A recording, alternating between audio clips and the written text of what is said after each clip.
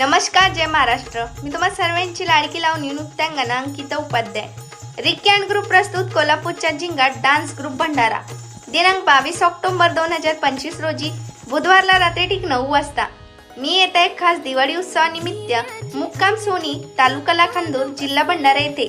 मला आमंत्रित केले नूतन बाल उत्सव मंडळ माली मोहल्ला सोनी यांनी। मला आमंत्रित केल्याबद्दल खूप खूप धन्यवाद।